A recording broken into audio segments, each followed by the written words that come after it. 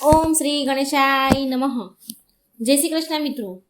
ભીમ 11 નિર્જળા એકાદશીની પવિત્ર કથા આપણે સાંભળીશું.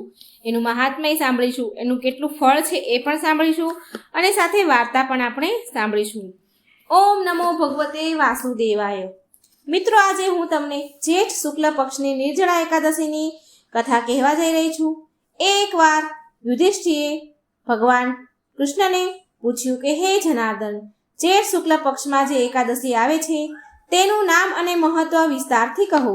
કૃપા કરો માધવ, કે એટલામાં ત્યાં વેદ વ્યાસ ઋષિ આવ્યા.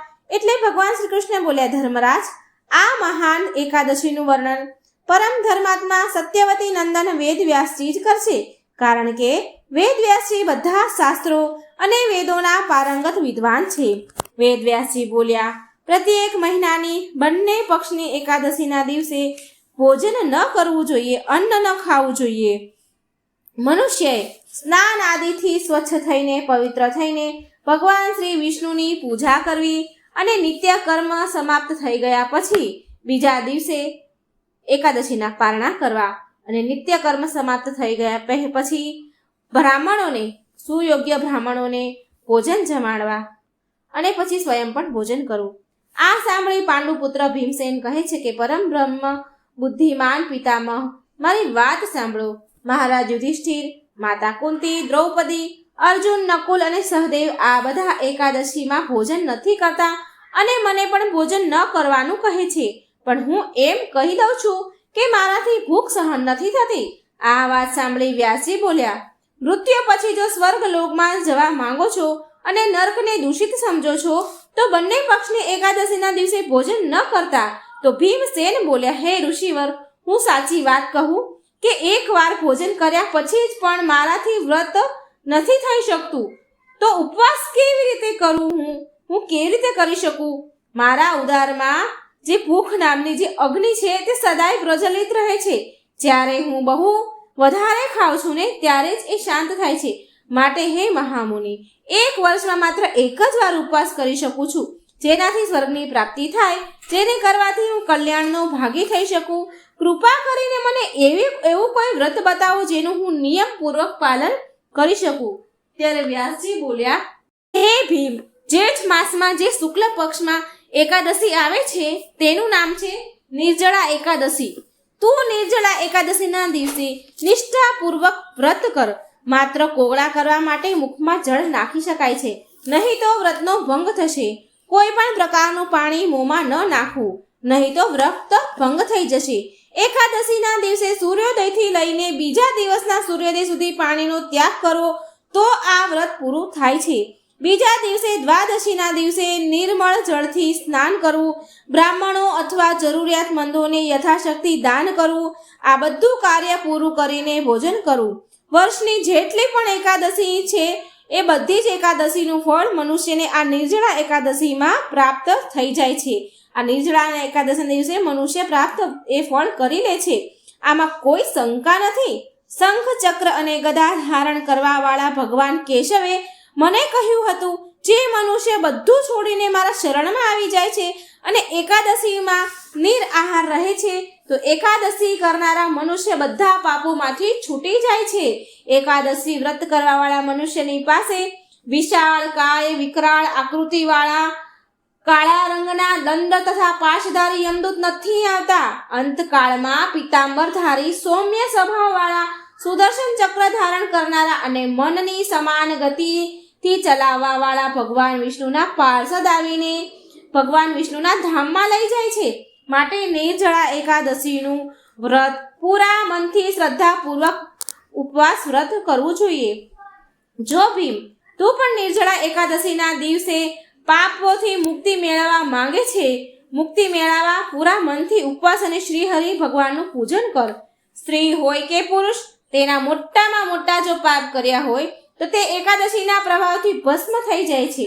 જે મનુષ્ય તે દિવસે નિર્જળા એકાદશીનું પાલન કરે છે તો તે પુણ્યનું ભાગીદાર બને છે. તેમને એક પહોરમાં કોટી કોટી સ્વર્ણ મુદ્રા દાન કરવાનું ફળ મળે છે. મનુષ્ય નિર્જળા એકાદશીના દિવસે સ્નાન, દાન, જપ વગેરે જે પણ કરે છે તે બધું અક્ષય કહેવાય છે. આ સ્વયં ભગવાન શ્રી હરિનું કથન છે. નિર્જળા એકાદશીના દિવસે વિધિપૂર્વક ઉત્તમ રીતે ઉપવાસ કરીને મનુષ્ય વૈષ્ણવ પદને પ્રાપ્ત કરે છે. તે બ્રહ્મ હત્યા, શરાબ, જુગાર અને ગુરુદ્રોહી થવા છતાં પણ બધા જ પાપોમાંથી મુક્તિ થઈ જાય છે.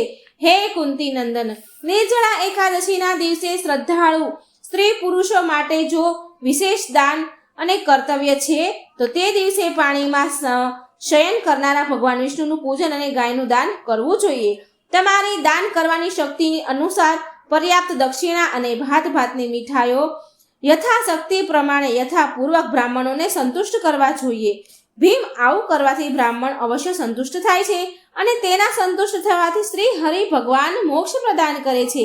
જે મનુષ્ય શામ, દામ અને દાનથી પ્રવૃત્ત થઈને શ્રી હરિ ભગવાનની પૂજા કરે છે, પ્રવૃત્ત થઈને શ્રી હરિ ભગવાનની પૂજા અને રાત્રિમાં જાગરણ કરે છે, જો નિર્જળા એકાદશીનું વ્રત કરે છે તો તેની સાથે સાથે વીતેલી તેની 100 પેઢીઓ અને આવવાવાળી તેની પાછળની 100 પેઢીઓ, ગયેલી અને આવવાવાળી 100 પેઢીઓને ભગવાન શ્રી વાસુદેવનું પરમ ધામમાં પહોંચાડી દે છે. એટલું પુણ્યશાળી આ વ્રત છે. નિર્જળા એકાદશીના દિવસે અનાજ, વસ્ત્ર, ગાય, જળ, શૈયા, સુંદર આસન, કમંડલ અને છત્રીનું દાન કરવું જોઈએ. જે મનુષ્ય જૂતા ચપ્પલનું દાન કરે છે તે મનુષ્ય સોનાના વિમાનમાં બેસીને સ્વર્ગલોકમાં પ્રતિષ્ઠિત થાય છે. જે મનુષ્ય નિર્જળા એકાદશીનો મહિમા ભક્તિપૂર્વક સાંભળે છે તથા સંભળાવે છે તો તે સ્વર્ગલોકને પ્રાપ્ત થાય છે. ચતુર્દશી યુક્ત અમાવસના દિવસે સૂર્યગ્રહણના સમયે શ્રાદ્ધ કરીને મનુષ્ય જે ફળને પ્રાપ્ત કરે છે તે જ ફળ નિર્જળા એકાદશીના મહાત્મને સાંભળવાથી પ્રાપ્ત થાય છે. એકાદશીના દિવસે દંતમંજન કરી એટલે કે બ્રશ કરીને આ નિયમ લેવો જોઈએ. હું ભગવાન કેશવની પ્રસન્નતા માટે આવી પ્રાર્થના કરવી કે હું ભગવાન કેશવની પ્રસન્નતા માટે એકાદશીમાં નિરાહાર રહીને આચમનના સિવાય બીજા જળનો ત્યાગ કરીશ. દ્વાદશીના દિવસે દેવ દેવેશ્વર ભગવાન વિષ્ણુને ગંધ, પુષ્પ અને સુંદર વસ્ત્રથી વિધિપૂર્વક પૂજન કરીને જળનો ઘડો ભરીને સંકલ્પ કરવો અને આ રીતે ભગવાનને પ્રાર્થના કરવી, ઉચ્ચારણ કરવું, આ મંત્ર બોલવો. આ સંસાર રૂપી સાગરમાંથી તારવા વાળા હે દેવાધિદેવ ઋષિકેશ, આ જળના ઘડાનું દાન કરવાથી મને પરમ ગતિને પ્રાપ્તિ થાય. આવું બોલવું. આવું કરવાથી મનુષ્ય ભગવાન વિષ્ણુના પાસે પહોંચીને આનંદનો અનુભવ કરે છે.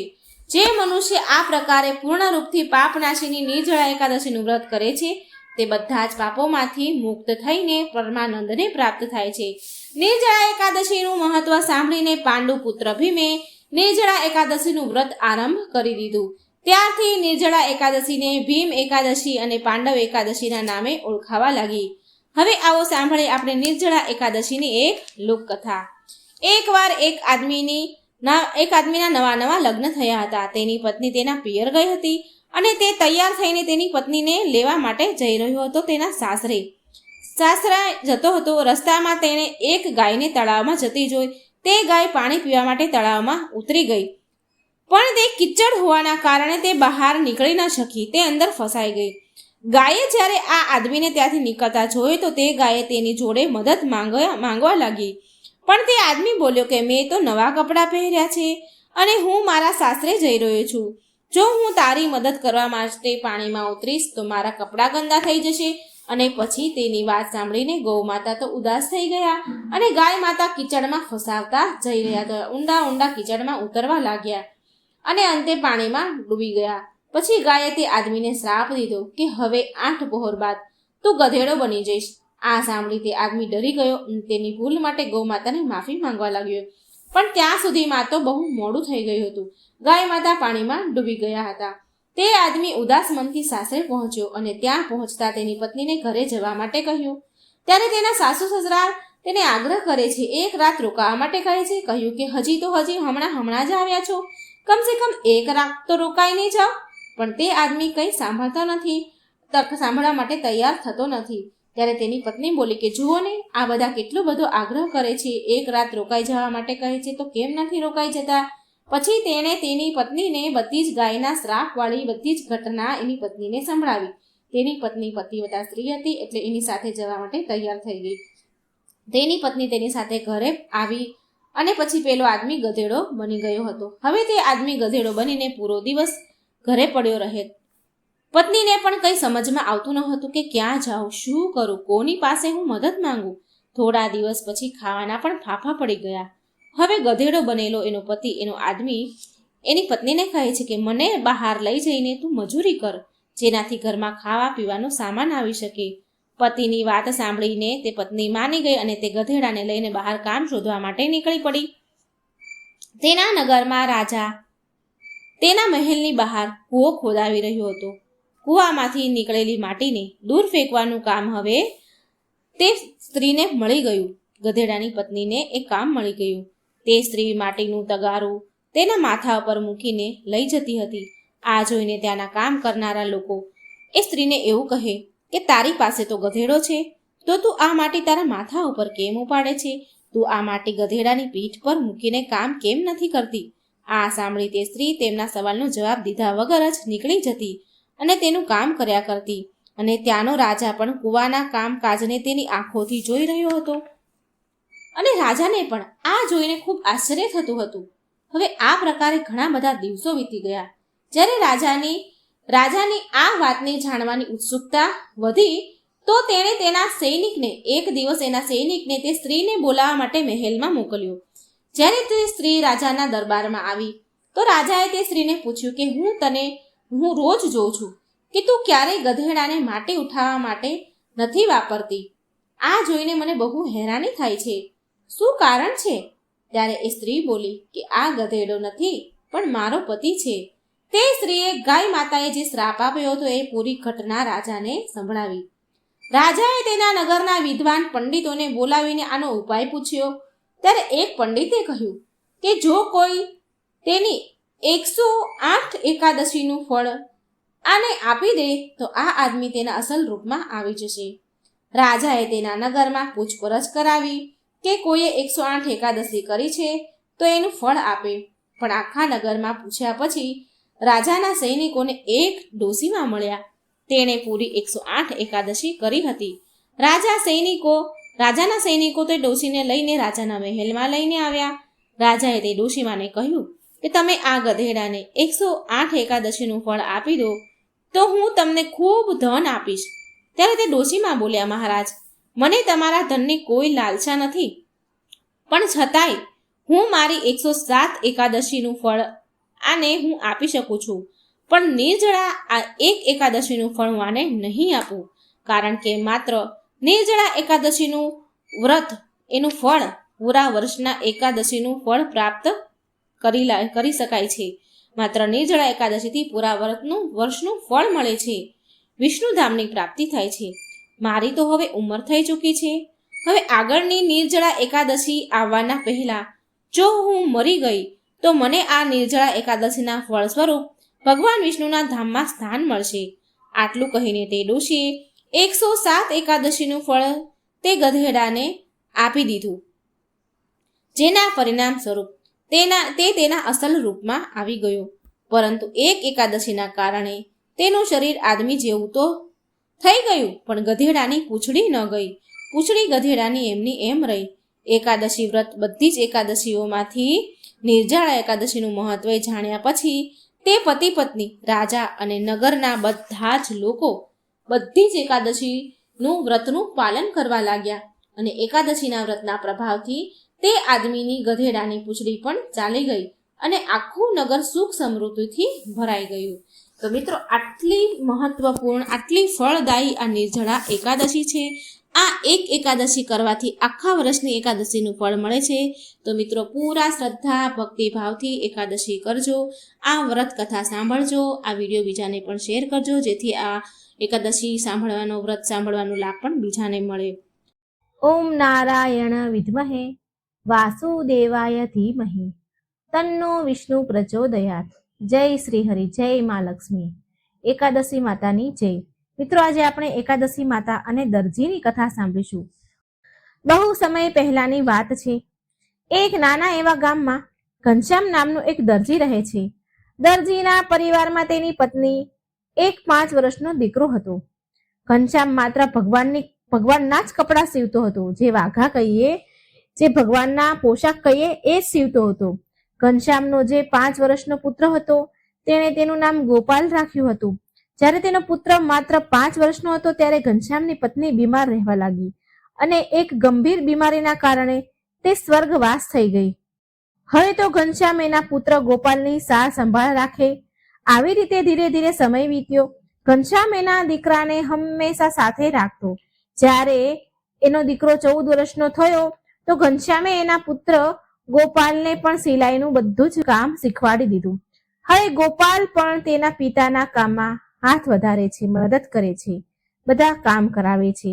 કેમ કે ઘનશ્યામ માત્ર ભગવાનના વાઘા સીવતો હતો અને એકાદશીનું વ્રત પણ રાખે. ઘનશ્યામ બહુ સરળ સ્વભાવનો હતો, બહુ સીધો સાદો હતો, પૂજા પાઠ કરવા વાળો હતો. એકવાર ઘનશ્યામે એના પુત્ર ગોપાલને કહ્યું, બેટા તું પણ હંમેશા દેવી દેવતાના જ વસ્ત્ર સીવજે. જ્યારે ઘનશ્યામનો દીકરો 16 વર્ષનો થયો તો ઘનશ્યામે એના વિવાહ એક યોગ્ય કન્યા સાથે કરાવી દીધા. ધૂમધામથી લગ્ન કરાવ્યા અને તે હવે તેના વહુ અને દીકરા સાથે સુખપૂર્વક દિવસો વિતાવે છે. જ્યારે ગોપાલના પિતાનો અંત સમય આવ્યો, કારણ કે હવે એની ઉંમર થઈ ગઈ હતી, વૃદ્ધ થઈ ગયા હતા, એટલે ગોપાલના પિતાનો અંત સમય આવ્યો અને વૃદ્ધ થઈ ગયા હતા. ઘનશ્યામનો અંત સમય આવી ગયો અને ભગવાનના ધામ ગયો. પણ જે તેના અંત સમયમાં ઘનશ્યામે તેના પુત્ર ગોપાલ પાસેથી એક વચન માંગ્યું અને કહ્યું હતું કે ગોપાલ બેટા, ચાહે ભલે કઈ પણ કેમ ન થઈ જાય, પણ તું દેવી દેવતાના જ વસ્ત્ર સીવજે. દેવી દેવતાના વસ્ત્ર સીવતો રહેજે, બીજું કોઈ સિલાઈ કામ ન કરતો. અને બેટા, મારી જેમ હંમેશા એકાદશીનું વ્રત પણ કરજે. એકાદશીના દિવસે કોઈ પણ કપડાને સિલાઈ ન કરતો. એ દિવસે કંઈ સીવવું જ નહીં. અહીં સુધી કે સોય દોરો પણ હાથમાં ન લેતો. આવું વચન લીધું. આ સાંભળી ગોપાલ તેના પિતાને વચન આપતા કહે છે, પિતાજી, હું તમને વચન આપું છું કે હું હંમેશા ભગવાનના દેવી દેવતાના જ પોશાક સીવીશ અને તમારી જેમ હંમેશા 11 ઉપવાસ પણ રાખીશ. હું તમને વચન આપું છું. અને એકાદશીના દિવસે સિલાઈ તો શું, સોય દોરો પણ હાથમાં નહીં લઉં. આટલું સાંભળી ઘનશ્યામ સ્વર્ગવાસ થયો. હવે ગોપાલ તો એના વચનનો પાક્કો નીકળ્યો. ગોપાલે એના પિતાનું વચન બરાબર નિભાવે છે. ગોપાલ દરેક એકાદશીના ઉપવાસ કરે છે. એકાદશીના દિવસે ફરાહાર કરે, ગાયના દૂધમાં તુલસી પત્ર નાખીને દૂધ પીતા. તે એક જ સમય દૂધ અને તુલસી પત્ર લે, પછી એ એકાદશીનું વ્રત ખોલે. ગોપાલની પત્ની હતી, એ પણ બહુ સંસ્કારી હતી. એ પણ એના પતિ સાથે એકાદશીના ઉપવાસ કરતી અને ગામમાં જઈને ગાયનું દૂધ લાવતી હતી, જેનાથી એનો પતિ વ્રતના પારણા કરી લેતો. હવે એકાદશી એવું થયું કે એકાદશીનું વ્રત હતું. ગોપાલ અને ગોપાલની પત્ની ગામમાં ઘણી ફરી, પણ ક્યાંય તેને ગાયનું દૂધ ન મળ્યું. હવે ગોપાલ અને તેની પત્ની, તેનું નામ તુલસી હતું, ગોપાલની પત્નીનું નામ પણ તુલસી હતું. બંનેને એકાદશીનો ઉપવાસ હતો. તો દૂધ ન મળવાના કારણે બંને એકાદશી માતાને હાથ જોડીને શરણામૃત પીધું અને ઉપવાસ ખોલી લીધો. ગોપાલ 11 માતાનો પાક્કો ભક્ત હતો અને ગોપાલની પત્ની પણ પતિવ્રતા સ્ત્રી હતી. 11ના દિવસે ગોપાલ અને તેની પત્ની સિલાઈનું કામ કરતા ન હતા. એ દિવસે ગોપાલ અને તેની પત્ની સવારથી સાંજ સુધી ભગવાનની સેવા, પૂજા, ભક્તિ, કીર્તનમાં વિતાવતા હતા. આમ તેનો સમય વીતતો ગયો. બંને પતિ પત્ની એના જીવનમાં બહુ ખુશ હતા અને તેનું કામ પણ સારી રીતે ચાલતું હતું. કેમ કે બંને પતિ પત્ની બહુ જ ધાર્મિક હતા, એટલે ગામના લોકો પણ એની બહુ ઇજ્જત, માન, સન્માન તેને આપતા હતા. ગોપાલ તેના પિતાનું દરજીનું કામ અપનાવી લીધું. ગોપાલે કોઈ પણ બીજા ન કપડાં સીવતો, માત્ર ભગવાનના પોશાક જ સીવતો અને એનાથી જ એનો ઘરનું ગુજરાન ચાલતું. હવે એક દિવસ 11 માતાએ ગોપાલની પરીક્ષા લેવાનું નક્કી કર્યું. 11 માતાએ એક દિવસ વૃદ્ધ ડોશીનું રૂપ લીધું. ગોપાલના ઘરે પહોંચી ગયા. એ દિવસે એકાદશીનો દિવસ હતો. 11 માતા બોલ્યા, બેટા, આજે મારે 11નો ઉપવાસ છે. હું આજે 11 માતા માટે નવા વસ્ત્ર, પોશાક સીવડાવવા આવી છું, જેથી હું એમને નવા વસ્ત્ર પહેરાવી શકું. શું તું મને આજે 11 માતાના કપડાં સીવી આપીશ? ગોપાલ બોલ્યો, માજી, આજે મારે પણ 11નો ઉપવાસ છે. હું 11 ઉપવાસના દિવસે મશીન પર કપડાં નથી સીવતો. કપડાં તો શું માજી, હું આજે સોય દોરાને હાથ પણ નથી લગાવતો. સોયમાં દોરો પણ નથી પોરવતો. તમે એવું કરો માજી, કાલે આવજો. તો ડોશીમાં જે 11 માતા હતા એ દરજીને બોલ્યા, બેટા તું કપડાં સીવવાના 4 ગણા પૈસા લઈ લેજે, પણ તું મને આજે જ નવા કપડાં સીવી આપ. પણ ગોપાલ તો ના કહે છે, ના પાડી.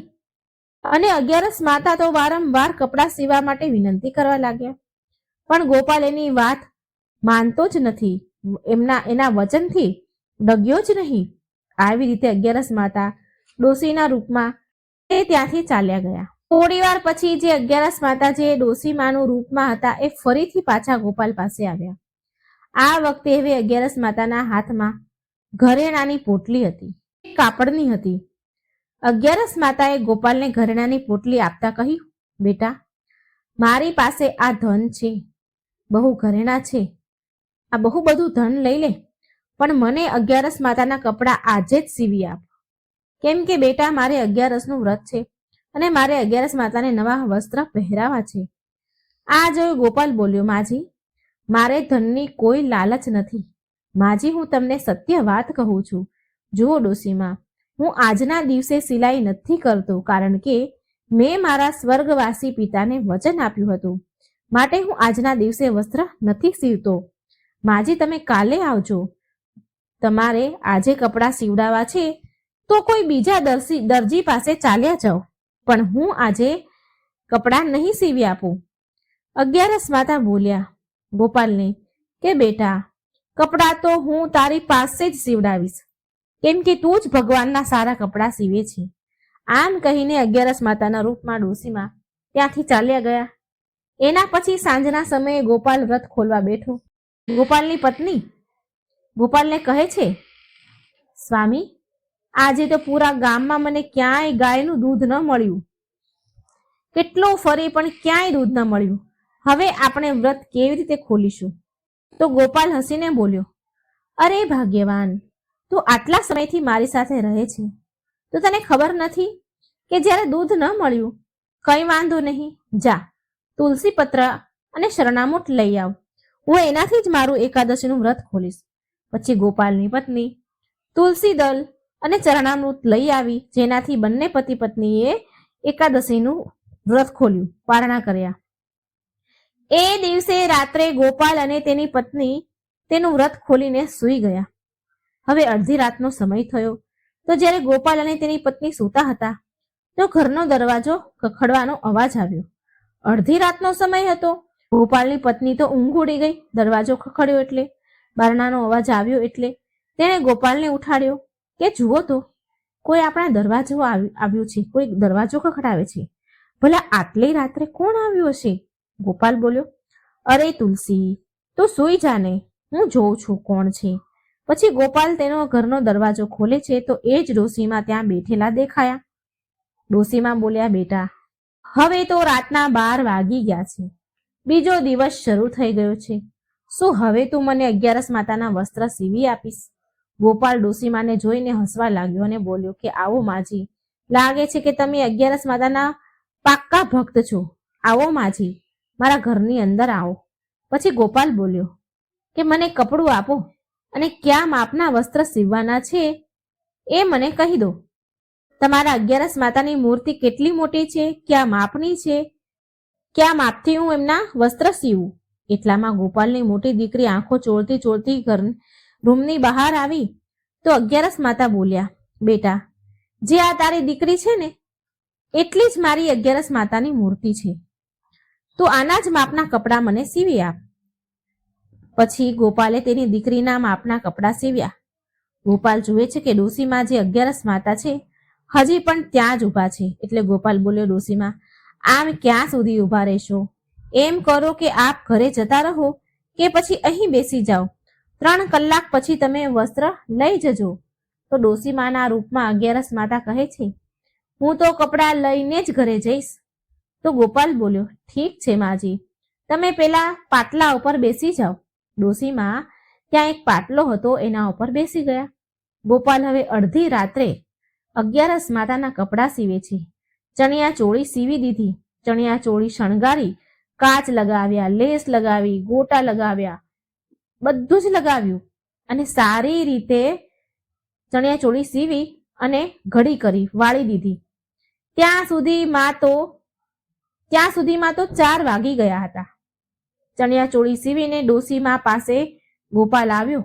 એ સમયે ડોસીમા આંખો બંધ કરીને બેઠા હતા. મિત્રો, શાસ્ત્રમાં વર્ણન છે કે વહેલી સવારે 4 વાગ્યાથી 5 વાગ્યા સુધીમાં અમૃતની વર્ષા થાય છે અને એ જ સમયે ડોસીમાના શરીરમાંથી એક તેજ પ્રકાશ નીકળી રહ્યો હતો. ડોસીમાના શરીરની કાંતિમય પ્રકાશ ચમકી રહ્યો હતો. ડોસીમાના શરીરમાંથી તેજ નીકળી રહ્યું હતું. એમાં એક અલગ અલગ આભા ચમકી રહી હતી. આ જોઈ ગોપાલ તો ચકિત રહી ગયો. ચૂપચાપ હાથ જોડીને ડોસીમા સામે બેસી ગયો અને એક નજરે તેને જોવા લાગ્યો. 4 થી 5 વાગ્યા સુધી આવું જ ચાલતું રહ્યું. 5 વાગ્યા પછી 11 માતા જે ડોસીમા બન્યા હતા એમણે એની આંખો ખોલી અને પૂછવા લાગ્યા કે અરે દરજી, તે મારા 11 માતાના ચણિયા ચોળી સીવી દીધા, કપડાં સીવી દીધા કે નહીં? તો ગોપાલ બોલ્યો, માજી, મેં તો તમારા 11 માતાના કપડાં તો સીવી દીધા છે, પણ મને એ તો કહો કે તમે કોણ છો, ક્યાંથી આવ્યા છો? મેં તમને પહેલા ક્યારેય આ ગામમાં નથી જોયા. ડોસીમા બોલ્યા કે બેટા, હું તો પાડોશના ગામથી આવ્યું છું. તો દરજી ગોપાલ કહે છે, ડોસીમા, પાડોશના બધા ગામના લોકોને હું સારી રીતે ઓળખું છું. તમે કોના ઘરેથી આવ્યા છો? તમારા પતિનું શું નામ છે? તમારા દીકરાનું શું નામ છે? એ તો કહો. 11 માતા હસીને બોલ્યા કે બેટા, હું તો તારી 11 માતા છું. હું તો તારી પરીક્ષા લેવા આવી હતી કે ક્યાંક તું ધનના લાલચમાં આવીને તારા પિતાને આપેલું વચન તો નહીં તોડી દે ને? તો ગોપાલ 11 માતાના ચરણોમાં પડી ગયો અને બોલ્યો, હે માં, મારાથી એવી શું ભૂલ થઈ ગઈ કે તમે મારી પરીક્ષા લેવા આવ્યા? તો 11 માતા બોલ્યા, પુત્ર, જે ભક્તને હું દર્શન આપવા માંગુ છું તો હું પહેલા એની પરીક્ષા લઉં છું. તું મારી પરીક્ષામાં સફળ થયો. માંગ, તને શું વરદાન જોઈએ છે? પણ પુત્ર, સમજી વિચારીને વરદાન માંગજે. ક્યાંક એવું ન માંગી લેતો કે તારે પછી પછતાવું પડે. કેમ કે એક બ્રાહ્મણના મુખેથી નીકળેલો શ્રાપ, બહેન દીકરીના મનથી નીકળેલી હાય, બદદુઆ અને રાજાનો આદેશ, બાણથી નીકળેલું તીર અને મારું દીધેલું વચન ક્યારેય ખાલી નથી જતું.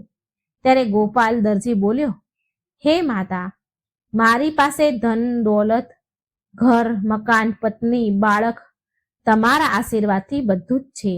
માં, જો તમે વરદાન આપવા ઈચ્છો છો તો મને એટલી શક્તિ આપો કે હું મરતા પહેલા એ જોવા માંગુ છું કે શરીરમાંથી આત્મા કેવી રીતે નીકળે છે, મનુષ્ય મૃત્યુ સમયે શું કષ્ટ ભોગવે છે. હે માતા, આ મરતા પહેલા જોવા માંગુ છું. ત્યારે 11 માતાએ ગોપાલને વરદાન આપ્યું અને તથાસ્તુ કહ્યું અને કહ્યું કે આ વાત તું કોઈને પણ ન કહેતો. જો આ વાત તે કોઈને કહી તો તારા અત્યાર સુધીના 11ના પુણ્ય છે એ બધા નષ્ટ પામશે. આમ કહીને 11 માતા અંતર્ધ્યાન થઈ ગયા. આમ ધીરે ધીરે સમય વીત્યો. એક દિવસની વાત છે. સવારમાં ગોપાલને કોઈના રડવાનો અવાજ આવ્યો. ચીસો પડવાનો, બૂમો પાડવાનો અવાજ આવ્યો. તો તેણે તેની પત્ની તુલસીને કહ્યું, અરે ભાગ્યવાન, બહાર જોઈને તો આવ. કોણ રડી રહ્યું છે? કોણ આટલી ચીસો પાડી રહ્યું છે? ગોપાલની પત્ની બહાર જોવા ગઈ તો બોલી કે જે આપણા પાડોશી હતા પ્યારેલાલ, તેના અંતિમ શ્વાસ ચાલી રહ્યા છે. પ્યારેલાલના છેલ્લા શ્વાસ ચાલી રહ્યા છે અને તેની વહુ, પત્ની, દીકરા રડી રહ્યા છે. ગોપાલ બોલ્યો, તો ચાલ આપણે પણ ત્યાં જઈએ. એ આપણા પાડોશી છે. બંને પતિ પત્ની પાડોશીના ઘરે ગયા. પલંગ પર પ્યારેલાલ છેલ્લા શ્વાસ લઈ રહ્યા હતા. તેના ઘરવાળા, આડોશી પાડોશી, ગામવાળા બધા જ ભેગા થઈને તેની પાસે બેઠા હતા.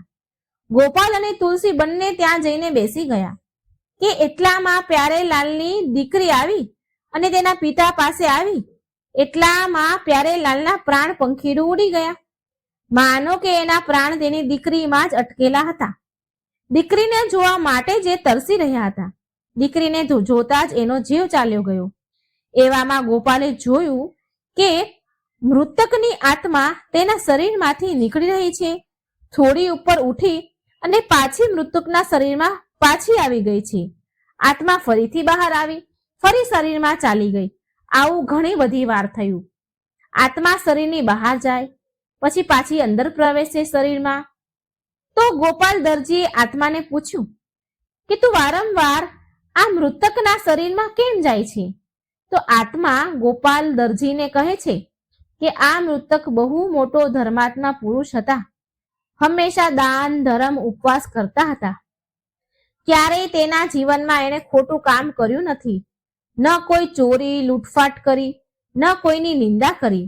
હંમેશા બધાની મદદ કરતા હતા. આ જીવે ક્યારેય માંસ, મદિરા, શરાબનું સેવન નથી કર્યું. તેનું મન નહીં પણ તેનું તન પણ સાફ છે, પવિત્ર છે. માટે હું આના શરીરને છોડીને નથી જવા માંગતી. આ સાંભળી ગોપાલ દરજી જોર જોરથી રડવા લાગ્યો. એને જોઈને મૃતકના ઘરવાળા અને સંબંધીઓ બહુ આશ્ચર્ય પામ્યા કે આ દરજી આટલા જોર જોરથી કેમ રડી રહ્યો છે. મૃતકના સંબંધી ઘરવાળાએ ગોપાલને પૂછ્યું કે તમે કેમ રડી રહ્યા છો? અને મૃતકના દીકરાને બધા લોકો પૂછવા લાગ્યા કે અરે ભાઈ, આ કોણ છે જે આટલો બધો જોર જોરથી રડે છે? તો પ્યારેલાલના દીકરાએ કહ્યું, આ તો અમારા પાડોશી છે. અને ત્યાર પછી મૃતકનો દીકરો ગોપાલને પૂછે છે કે ભાઈ ગોપાલ, તું આટલા જોર જોરથી કેમ રડી રહ્યો છે? શું મારા પિતાએ તારી પાસેથી પૈસા ઉધાર લીધા છે? શું કારણ છે કે તું આટલું બધું રડી રહ્યો છે? બતાવ ભાઈ, બતાવ. મારા પિતા 100 વર્ષની ઉંમર જીવીને ગયા છે. બધાએ દરજી ગોપાલના રડવાનું કારણ વારંવાર પૂછ્યું, પણ ગોપાલે કોઈને કંઈ કહ્યું નહીં. એટલામાં ધર્મ રાજા આવ્યા અને મૃતકના શરીરમાંથી આત્માને ખેંચીને પરલોક લઈ ગયા. ધર્મરાજાને આત્મા માત્ર ગોપાલને જ દેખાતા હતા, કેમ કે 11 માતાએ ગોપાલ દરજીને વરદાન આપ્યું હતું. એ જ વરદાનના કારણે જ ગોપાલ આ બધું જોઈ રહ્યો હતો, પણ તેના રડવાનું કારણ કોઈને કહ્યું નહીં. આમ મૃતકની ક્રિયા વિધિ પૂરી થઈ. ધીરે ધીરે સમય ગયો. પછી 6 મહિના પછી એક દિવસ ગોપાલના સસરા, ગોપાલની પત્ની, તુલસીના પિતા એ પણ સ્વર્ગવાસ થયા. હવે ગોપાલ તેના પત્ની અને બાળકોને લઈને તેના પિયરમાં જાય છે. એના પિતાના અંતિમ શ્વાસ ચાલી રહ્યા હતા, એટલે ગોપાલ તેની પત્નીને બાળકને લઈને તેની સાસરે જાય છે, પત્નીના પિયરે જાય છે. હવે ગોપાલના સાળા અને તેની પત્નીઓ વાત કરી રહ્યા હતા કે ડોસો તો બહુ પાપી હતો, બહુ દુષ્ટ હતા. કેટલાય વર્ષોથી ખાટલામાં પડ્યા હતા. અમે બધા તો સેવા કરી કરીને થાકી ગયા. સારું થયું એ પાપી ડોસો મરી ગયો. હવે ગોપાલની પત્ની જે એના પિતાના ગળે મળી અને ઘણી રડી, કેમ કે એ તો દીકરી હતી અને પિતાના મૃત્યુનું દુઃખ એક દીકરીને સૌથી વધારે હોય છે.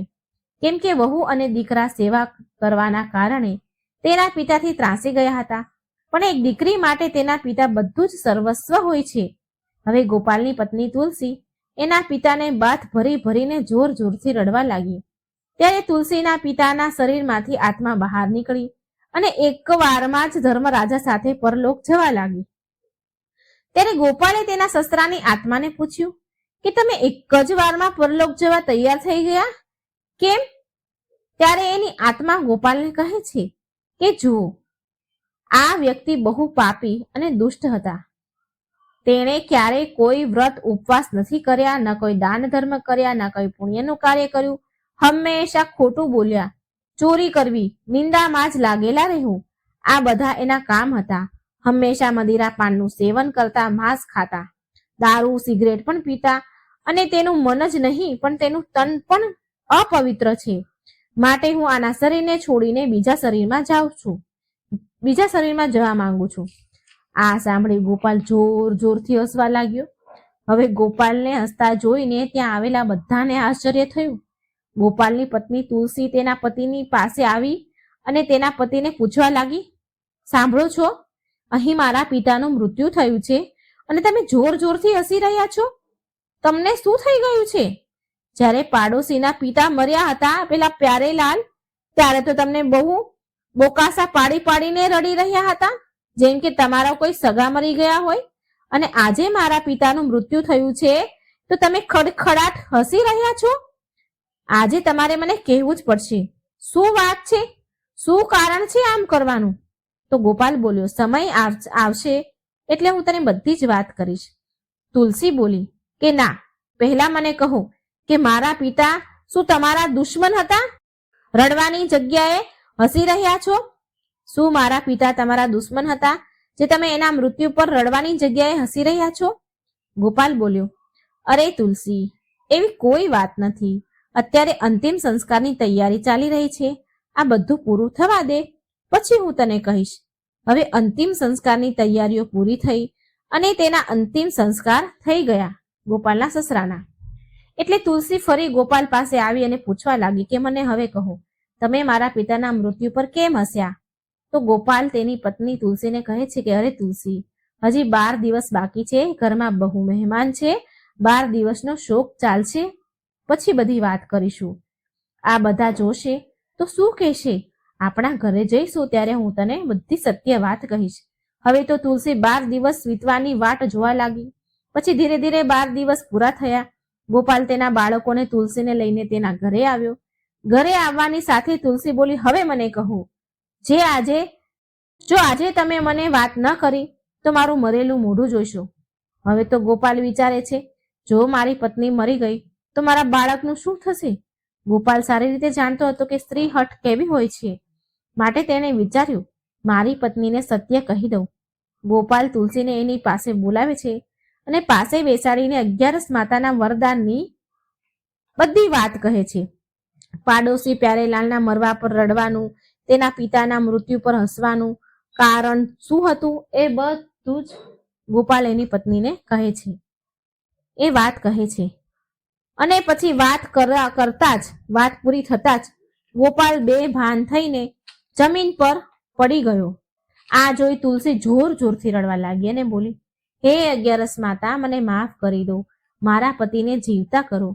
જો મારા પતિને એના 11ના વ્રતનું ફળ નહીં મળે તો એ તો જીવતા જ મરી જશે. હે 11 માતા, જો મારા પતિને કંઈ થઈ જશે ને તો હું પણ મારા બાળકો સાથે કૂવામાં પડીને મારો જીવ આપી દઈશ. ત્યારે એટલામાં ત્યાં આકાશવાણી થઈ.